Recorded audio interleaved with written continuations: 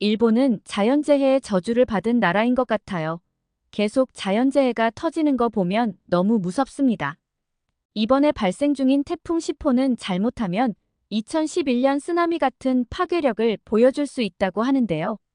제가 일본에 와 기자로 활동하면서 몸소 느꼈던 일본의 심각한 상황에 대해 오늘은 얘기하려 합니다.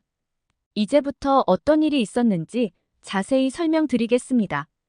제가 처음 도쿄에 도착했던 날은 절대 잊을 수 없을 것 같습니다.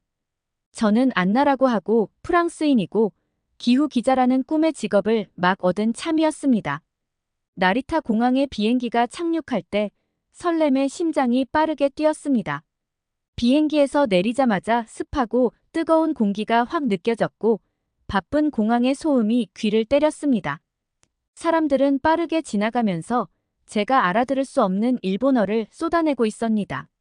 저는 배낭을 꼭 쥔 채 긴장과 흥분이 뒤섞인 감정을 느꼈어요.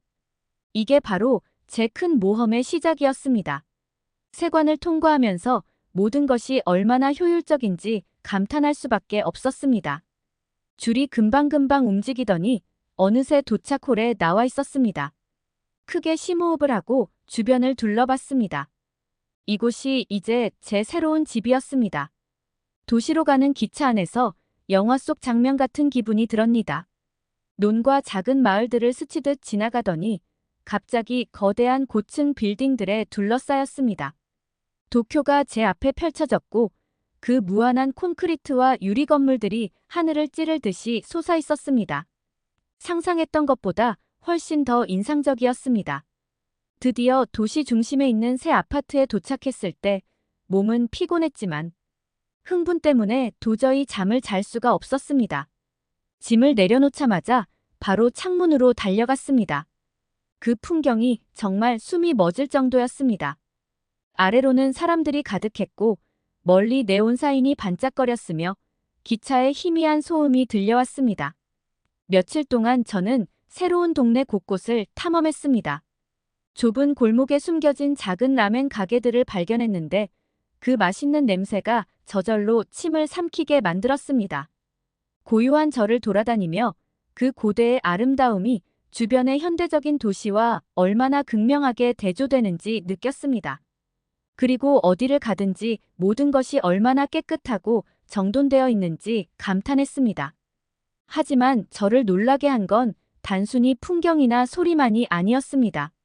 바로 사람들이었습니다.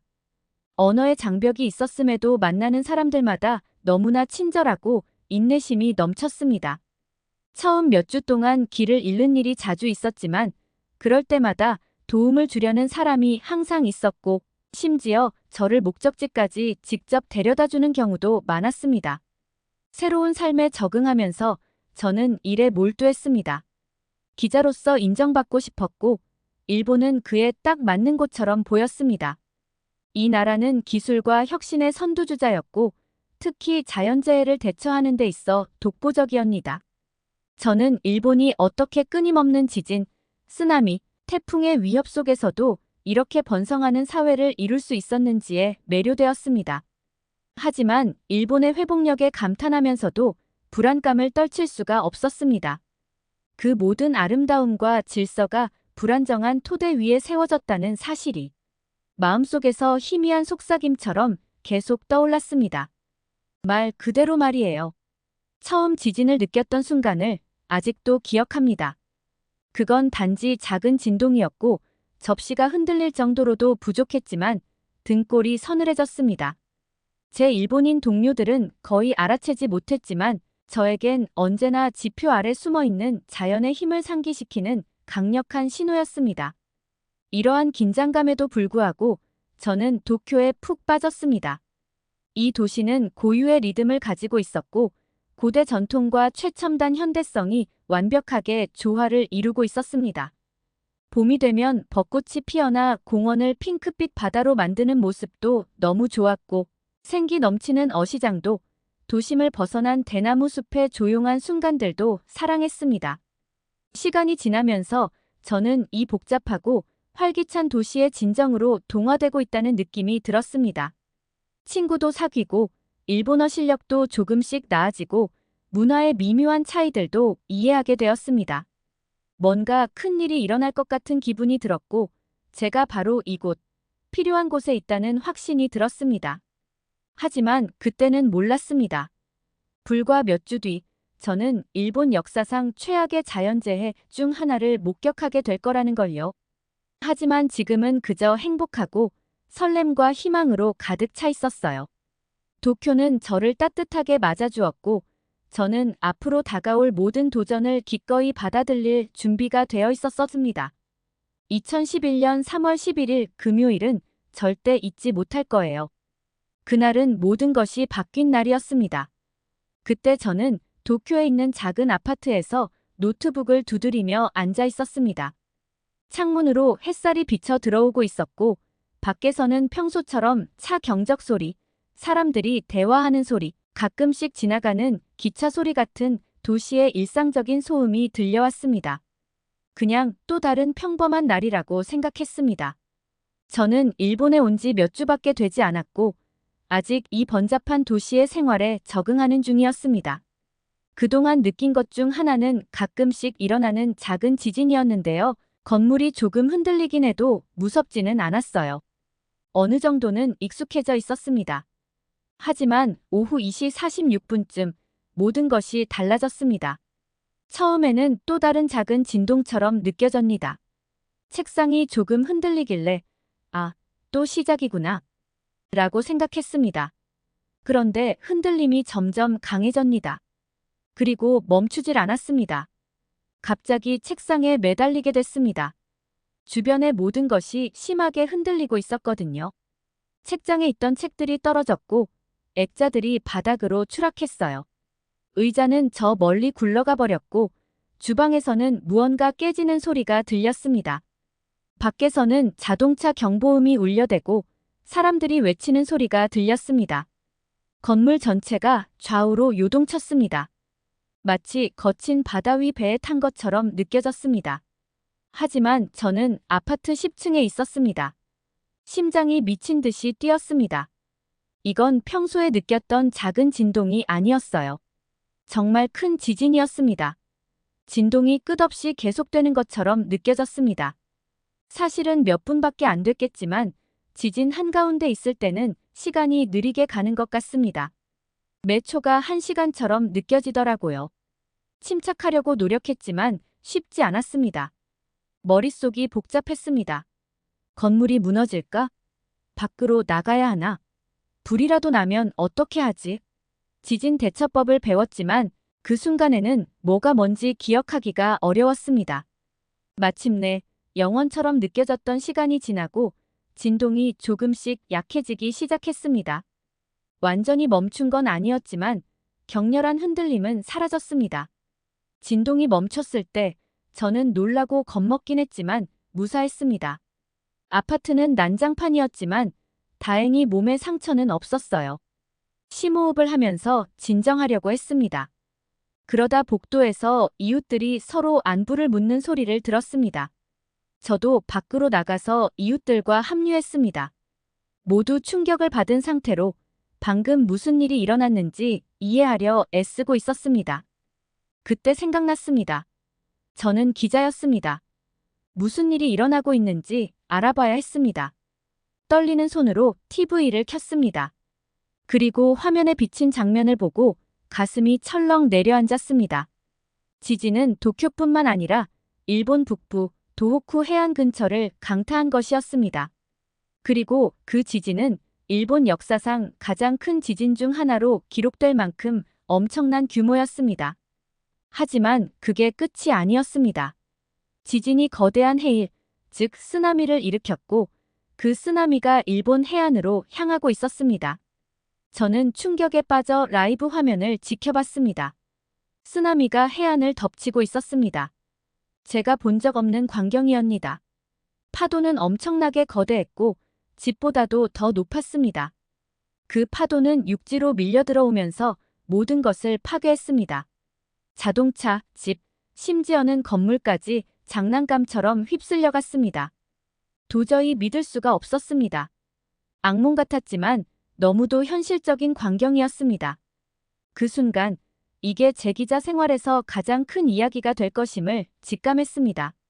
하지만 그보다 더 큰 깨달음은 일본이 상상할 수 없는 재난을 마주하고 있다는 사실이었습니다.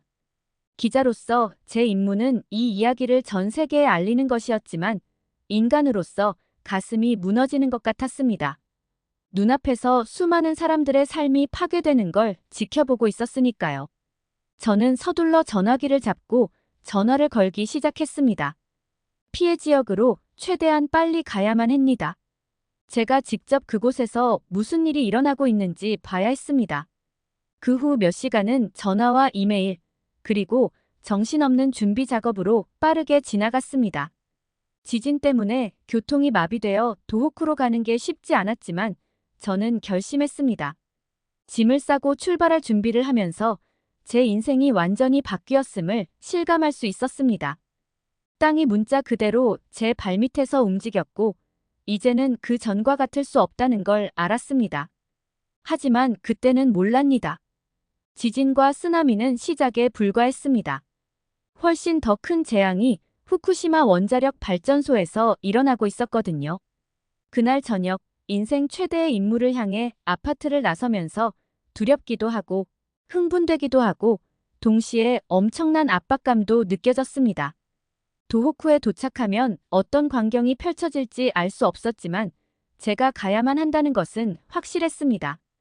전 세계가 일본에서 무슨 일이 일어나고 있는지 알아야 했고 제가 그 이야기를 전해야 했습니다. 기차를 타고 북쪽으로 향하는 동안 제 심장은 계속해서 쿵쾅거렸습니다. 그곳에서 무엇을 마주할지 몰랐지만 분명 좋지 않을 거라는 건 알고 있었습니다. 드디어 도착했을 때 제 눈앞에 펼쳐진 광경은 믿을 수 없을 만큼 처참했습니다. 제가 상상했던 것보다 훨씬 더 끔찍했습니다. 쓰나미는 마을을 완전히 쓸어버렸습니다. 어디를 보든지 부서진 집들, 박살난 차들, 뒤집힌 배들만 보였습니다. 마치 거인이 지나가면서 손으로 모든 걸 쓸어버린 것 같았습니다. 바닷물 냄새와 아직도 타고 있는 불에서 나오는 연기가 공기를 가득 메우고 있었습니다. 그 냄새에 눈물이 나고 목이 따끔거렸습니다. 폐허 속을 걷다 보니 멍한 표정으로 떠도는 사람들이 보였습니다. 그들은 가족이나 친구 혹은 무언가 살아남은 것을 찾고 있었습니다. 그들의 얼굴에는 고통과 혼란이 가득했습니다. 그들을 그렇게 보는 것이 정말 가슴이 아팠습니다. 저는 가능한 많은 사람들과 이야기를 나누고 싶었습니다. 그들의 이야기를 듣고 세상에 전하고 싶었습니다. 한 노인은 겨우 살아남은 이야기를 들려줬습니다. 그는 거대한 파도가 몰려올 때 가까스로 집 지붕 위로 올라갔다고 했습니다. 거기서 그는 이웃들이 휩쓸려가는 것을 무력하게 지켜볼 수밖에 없었다고 합니다. 그 이야기를 하며 주름진 볼에 눈물이 흘러내렵니다. 저도 눈시울이 뜨거워지기 시작했습니다. 또 다른 한 여성은 잃어버린 딸의 사진을 보여주며 혹시 그녀를 본 적이 있냐고 물었습니다. 그녀의 눈에는 희망이 가득했습니다. 저는 보지 못했다고 대답할 수밖에 없었고 그 말이 너무 아팠습니다. 며칠 동안 저는 그와 같은 절박한 희망을 담은 수많은 얼굴을 마주했습니다. 파괴는 끝이 없을 것처럼 보였습니다. 거리 곳곳이 진흙과 잔해로 덮여 있었습니다.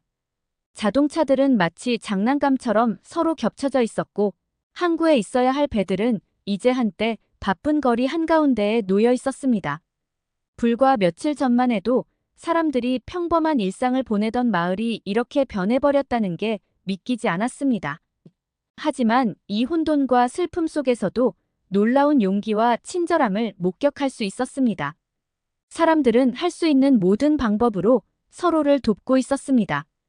이웃들이 함께 잔해를 뒤져 생존자를 찾으려 애쓰는 모습을 봤습니다. 모르는 사람들끼리도 가진 음식과 물을 나누고 있었습니다. 사람들이 함께 모이면 얼마나 강해질 수 있는지를 다시금 깨닫게 해주는 순간들이었습니다. 기자로서 제 임무는 이 이야기들을 전하는 것이었습니다. 저는 세상이 단순히 파괴의 규모만이 아닌 이 재난이 사람들에게 어떤 영향을 미쳤는지를 이해하길 바랐습니다. 모든 것을 잃어버린 가족들, 끊임없이 생존자를 찾는 구조대원들, 서로를 돕기 위해 모인 공동체에 대한 이야기를 쓰기 시작했습니다. 하지만 그 다음에 다가온 일은 상상도 못했습니다. 며칠 후 후쿠시마 다이이치 원자력 발전소에 대한 충격적인 소식이 들려오기 시작했습니다. 쓰나미가 발전소에 심각한 피해를 입혔고 이제는 원자로가 붕괴되고 있다는 것이었습니다. 방사능이 주변 지역으로 새어나오고 있었습니다. 이 소식은 모두에게 새로운 공포를 안겨줬습니다. 방사능은 보이지도 냄새도 나지 않고 느낄 수도 없지만 치명적입니다. 수천 명이 다시 집을 떠나야만 했고 그들이 다시 돌아올 수 있을지조차 알 수 없었습니다. 저는 언덕 위에 서서 재난 지역을 내려다보았던 순간을 기억합니다. 한쪽에는 쓰나미가 일으킨 참상이 보였고 다른 쪽에는 방사능 위협 때문에 대피하는 사람들로 가득 찬 버스들이 보였니다. 그 모든 것이 압도적이었습니다. 저는 기후 변화에 대한 기사를 쓰기 위해 일본에 왔는데 이제는 역사상 가장 큰 재난 중 하나의 한가운데에 서 있었습니다. 그 순간 저는 이 경험이 저를 영원히 바꿀 것이라는 걸 깨달았습니다. 자연이 할 수 있는 최악의 일과 인간이 보여줄 수 있는 최고의 모습을 모두 본 거였습니다. 상상할 수 없는 파괴를 목격했지만 동시에 믿기 어려울 정도로 용감하고 회복력 있는 모습도 봤습니다. 그때 저는 기자로서 제 일이 그 어느 때보다 중요하다는 걸 느꼈습니다. 이 이야기들을 전해야 합니다. 세상이 여기서 무슨 일이 일어났는지, 그것이 실제 사람들의 삶에 어떤 영향을 미쳤는지를 이해하도록 만들어야 했습니다. 단순히 사실과 숫자를 보고하는 것이 아니라 이 재난을 겪는 인간의 경험을 전하는 것이었습니다. 그날 저녁 임시기지로 돌아가는 길에 저는 이 책임감의 무게를 어깨에 느꼈습니다. 하지만 동시에 결심이 서더라고요. 이 이야기를 제대로 전하기 위해 제가 할 수 있는 모든 것을 다 할 거예요. 제가 만난 사람들, 들은 이야기들, 그 모든 것이 세상에 전해질 자격이 있었습니다. 그리고 저는 그 일이 반드시 이루어지게 만들 겁니다. 후쿠시마 재앙은 기자로서 초반 커리어에서 가장 큰 사건 중 하나였습니다. 사고 후 처음으로 원자력 발전소를 봤을 때를 잊을 수가 없습니다. 마치 SF 영화의 한 장면 같았는데 이건 너무나도 현실적이었습니다. 상황을 한번 그려볼게요. 해안가에 자리한 거대한 발전소를 상상해보세요. 보통 때라면 수많은 사람들이 분주하게 일하고 에너지가 넘치던 곳이었겠죠. 하지만 지금은 완전히 재앙의 현장이었습니다. 지진과 쓰나미가 그곳을 쑥대밭으로 만들어버렸습니다. 벽은 무너져 내리고 장비들은 여기저기 흩어져 있었습니다. 그 중에서도 가장 심각한 건 원자로들이 문제가 생겼다는 사실이었습니다. 쓰나미가 발전소를 강타했을 때 발전소의 전원이 끊겼습니다. 전원이 없으면 원자로를 제대로 식힐 수 없거든요. 그리고 원자로가 식지 않으면 아주 끔찍한 일이 벌어져요. 이 경우에는 원자로 3개가 멜트다운이라고 불리는 상태에 빠졌습니다. 쉽게 말해서 내부의 해결료가 너무 뜨거워져서 녹아버린 거예요. 정말 무서운 일이었죠. 그렇지 않나요? 안전한 거리에서 발전소를 바라보며 등골이 오싹해지는 느낌을 받았던 게 기억납니다. 이건 단순한 지역 문제로 끝나는 게 아니었습니다. 전 세계가 상황을 지켜보며 앞으로 무슨 일이 벌어질지 걱정하고 있었습니다. 발전소 주변의 공기는 뭔가 달랐습니다. 모두가 숨을 죽이고 있는 것 같은 긴장감이 끊임없이 흐르고 있었습니다. 어떻게 보면 실제로 우리 모두 숨을 죽이고 있었던 거예요. 눈에 보이지도 않고 냄새도 나지 않으며 맛도 느껴지지 않았지만 방사능이 새어나오고 있다는 걸 모두 알고 있었거든요. 감각으로는 느낄 수 없는 것에 두려움을 느끼는 건 정말 이상한 기분이었습니다. 그곳에서 수리를 시도하던 작업자들과 이야기를 나눴습니다. 이 사람들은 진정한 영웅이었습니다. 더 큰 재앙을 막기 위해 목숨을 걸고 일하고 있었습니다. 이들은 거대한 부피가 큰 보호복을 입고 발전소로 들어갔습니다. 이 보호복들은 방사능을 막기 위한 거였지만 이를 더 어렵게 만들었습니다. 한여름에 우주복 같은 걸 입고 복잡한 기계를 고쳐야 한다고 상상해보세요. 그들이 겪었던 상황이 바로 그거였습니다. 하지만 피해를 본 건 발전소의 작업자들만이 아니었습니다. 후쿠시마 주변의 전체 마을들이 대피해야 했습니다. 제가 봤던 장면들을 절대 잊지 못할 거예요. 가족들이 평생을 살아온 집을 떠나 몇 개의 짐 가방에 인생을 담아 떠나는 모습들. 아이들은 혼란스러워하면서도 겁에 질린 표정으로 가장 좋아하는 장난감을 꼭 쥐고 있었고, 나이 드신 분들은 몇십 년간 살아온 집을 뒤로 하고 버스에 오르고 있었습니다. 어떤 가족과 대화를 나눴습니다. 이 가족을 사토 가족이라고 부를게요. 이들은 발전소에서 몇 마일 떨어진 곳에 살고 있었습니다. 사토 부인은 눈물을 글썽이며 말했습니다. 우리는 모든 걸 잃었어요. 집도, 일자리도, 우리 공동체도요. 이제 우리는 어디로 가야 할까요? 그녀의 말은 제 가슴에 깊이 남았습니다. 이 재앙은 단순히 건물이 파손되거나 사업이 문을 닫는 문제가 아니었어요. 사람들의 삶이 완전히 뒤집혀버린 거였습니다. 대피구역은 마치 유령 도시 같았습니다. 한때 활기가 넘치던 거리들이 이제는 텅 비었습니다. 가게들은 문을 닫았고 학교들은 버려졌습니다. 일부 지역에서는 사람들이 얼마나 급하게 떠났는지를 보여주는 흔적들을 볼 수 있었습니다. 식탁 위에 반쯤 먹다 남은 음식이 놓여 있고 밖에 널려 있는 빨래들이 그대로였습니다. 정말 기이합니다. 마치 시간이 갑자기 멈춰버린 것처럼 느껴졌습니다. 하지만 방사능의 무서운 점은 눈에 보이지 않는다는 거예요. 그래서 겉보기에 멀쩡해 보이는 마을에서도 사람들은 두려워하고 있었습니다. 이 공기를 마셔도 괜찮을까? 이 지역 농장에서 자란 음식을 먹어도 괜찮을까? 아이들을 밖에서 놀게 해도 괜찮을까? 아무도 확신할 수 없었습니다. 그 불확실성이 어쩌면 알지 못하는 것보다 더 끔찍했을지도 몰라요. 60대의 농부 타나카 씨와 인터뷰를 했습니다.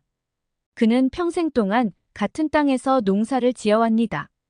하지만 이제 그의 작물을 사려는 사람이 없었습니다. 오염됐을지도 모른다고 두려워하고 있었거든요.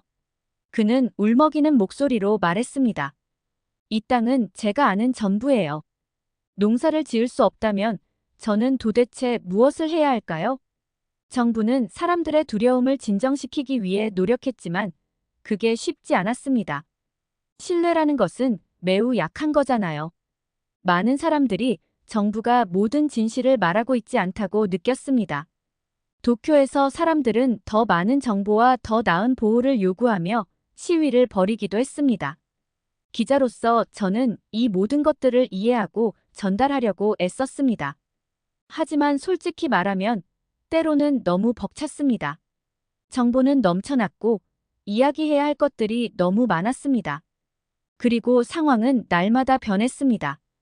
이 사건을 통해 원자력에 대해 많이 배웠습니다. 알고 계셨나요?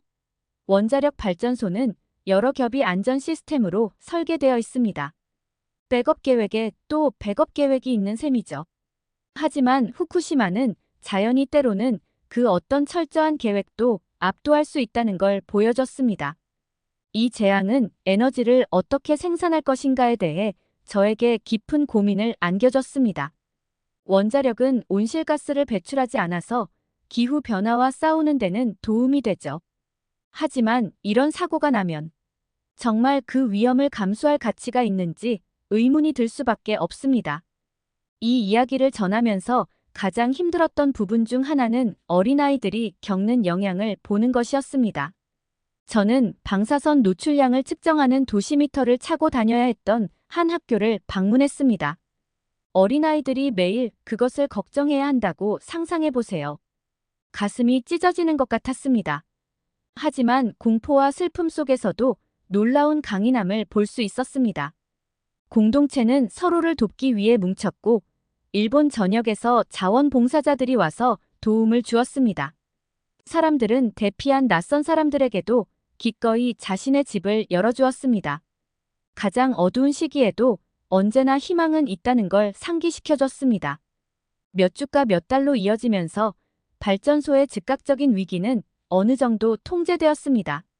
하지만 재앙의 영향은 여전히 끝나지 않았습니다.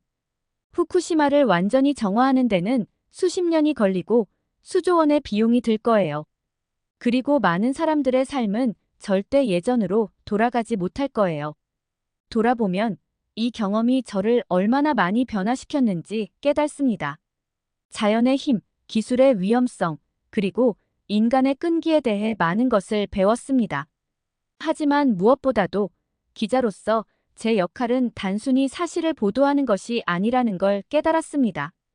이런 사건으로 영향을 받은 사람들의 이야기를 전하고 다른 사람들이 그 상황을 이해하고 공감할 수 있도록 돕는 게 저의 일인 거입니다. 후쿠시마 재앙은 제 커리어에서 그리고 제 인생에서 하나의 전환점이었습니다. 절대 잊을 수 없는 이야기이고 세상이 항상 기억해야 할 이야기라고 생각합니다. 몇 주가 몇 달로 이어지면서 저는 일본의 재건 노력의 중심에 깊이 빠져 있었습니다.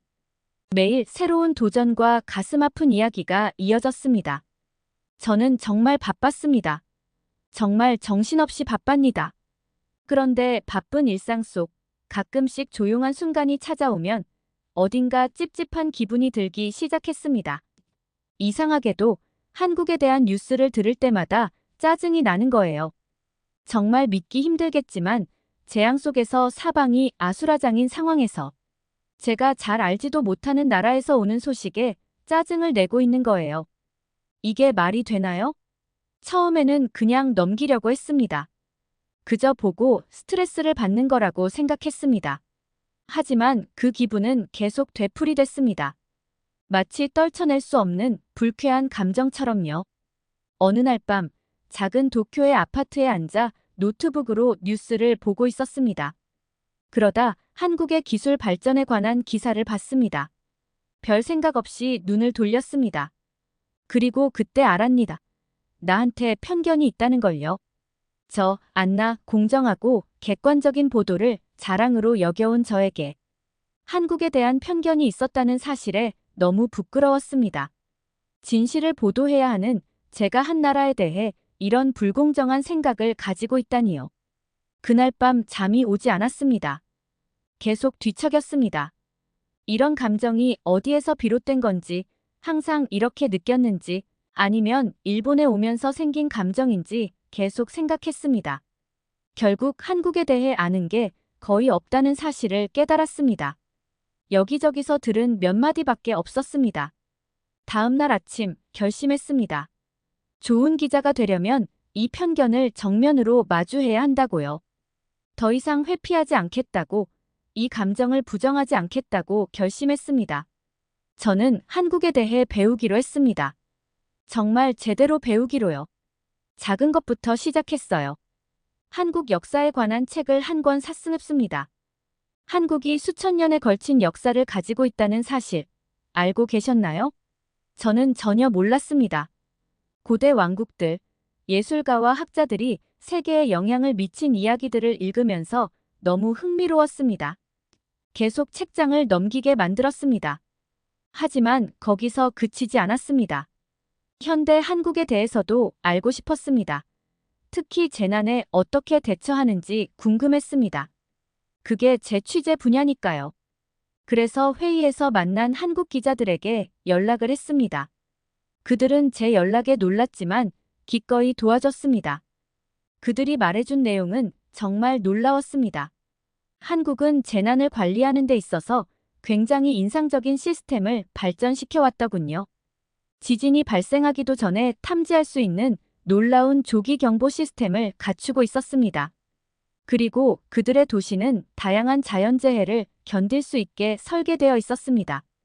또한 한국에 있는 국립재난안전연구원이라는 곳에 대해서도 알게 되었습니다. 그곳은 마치 첨단 기술로 무장한 지휘본부 같았습니다. 홍수에서부터 산불까지 모든 상황에 대응하기 위해 이곳에서 모든 것을 조율하더라고요. 더 많이 알게 될수록 점점 더 놀라게 됐습니다. 하지만 기술뿐만 아니라 재난이 닥쳤을 때 한국인들이 서로 도와가며 어려움을 이겨내는 이야기들도 감명 깊었습니다. 서울의 한 동네가 큰 홍수로 타격을 입었을 때 주민들이 서로를 돕기 위해 직접 대피소와 음식 배급센터를 세웠다는 이야기가 있었습니다. 그들은 하나의 커다란 가족처럼 서로를 돌봤던 거죠. 깊이 파고들수록 한국과 일본 사이에 비슷한 점들이 보이기 시작했습니다. 두 나라 모두 여러 자연재해를 겪어왔고 그 어려움 속에서 중요한 교훈을 얻으며 더 강해졌습니다. 하지만 그들은 각기 다른 접근 방식을 발전시켰고 그 안에는 각각의 강점이 있었습니다. 배울수록 제 안에 있던 짜증스러운 감정이 서서히 사라지기 시작했습니다. 그 자리를 대신한 건 호기심과 존경심이었습니다. 이제는 직접 한국에 가보고 싶어졌습니다. 이 모든 것을 제 눈으로 확인해보고 싶었습니다. 하지만 그보다 더 중요한 것은 제 자신이 변화했다는 점이었습니다. 얼마나 쉽게 무지한 상태로 남을 판단할 수 있는지, 작은 편견이 어떻게 큰 선입견으로 자라날 수 있는지를 깨달았습니다.